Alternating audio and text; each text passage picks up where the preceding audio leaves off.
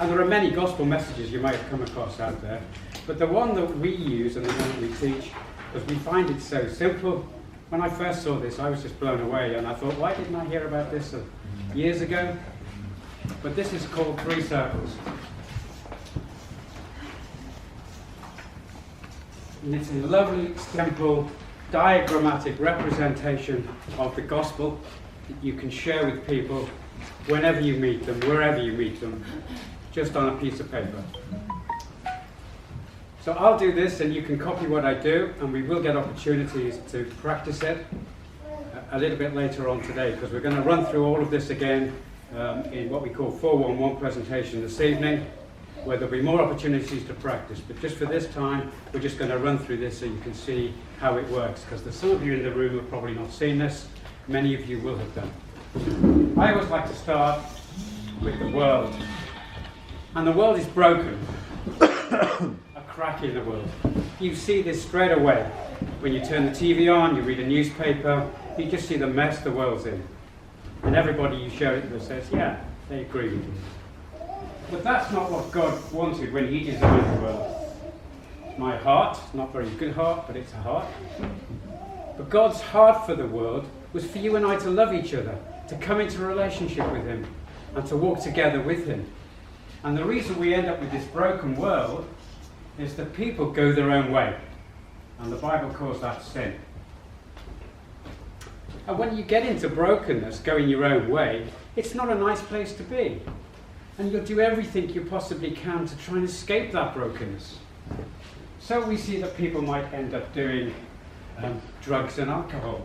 They may end up making relationship decisions that are bad and fall foul. They may even try religion. Or they might try making lots of money, trying to become successful. But these are a bit like bungee cords. They may make you feel good to start with, but before long they'll start to fracture and drag you straight back in to brokenness. Now, God loves you. He loves you so much that he sees you here in your brokenness, and He says, look, I have a way out for you, a little narrow door. And you can take that way out, and that way out is to my Son, whom I sent to this earth to show you how to live a life, a perfect life in a broken world. But 2,000 years ago, people hung Him on a tree. They didn't like that message and they crucified Him. And it's pretty much the same today. We see people disliking that message. And they crucified Him. But God raised Him from the dead. And as a result, He conquered sin. He took all the sin on His shoulders. So here's the choice, I would say to somebody. You have to, if you wish to take that choice, come through the little door. Turn and believe on Jesus. And make Him king of your life. That's my version of a crown. And if you do that, Jesus will take you by the hand and lead you back into that relationship with God. And that's a wonderful place to be. It's a joyful place to be.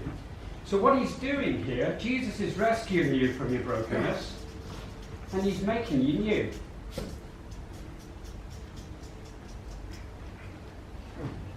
So when I share this with people, I would say to them, when we share this with people, some people say they're still in brokenness, and some have actually made the journey with Jesus back into that relationship. Where would you say you are?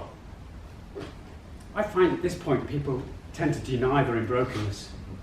But you can accept that. They might say, well, I'm here or here. Wherever they are, they're in some sort of state which is not with Jesus. But you would ask, well, okay, where would you like to be? And many people would say, well, I think I prefer to be over here.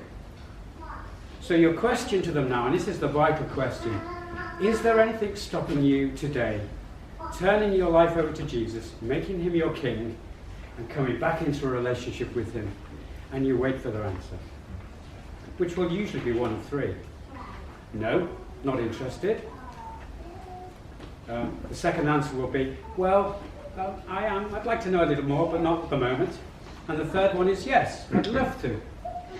And we do see that whenever we talk to people. We get that quite often. People say, yes, I'd love to follow Jesus. So now you have a simple model that you can lead them in, and you can say, That's wonderful. That's fabulous. Would you like now to pray a simple prayer with me? I can guide you if you like, or you can pray yourself, inviting Jesus into your life, asking for his forgiveness, and following him. And you can take people through that prayer. I'm sorry, God, that I've drifted away from you. I don't want to stay in this state of brokenness. I'd like to come back into a relationship with you. Please forgive me. Can I ask you to come into my life and take me by the hand and lead me back into a relationship? And if they then pray that, it's wonderful. At that point, though, here's where we want to leave it. We don't want to leave it. And you do the same with those who say, well, I'm not ready. So you can ask these 3 questions. Well, that's fine. We now want to ask, we'd really love the opportunity to share more with you about Jesus. Can we meet? And you try and get a date or a time, preferably within a couple of days. You don't want to leave that too long. Can we meet soon? So we would ask the question, can we meet?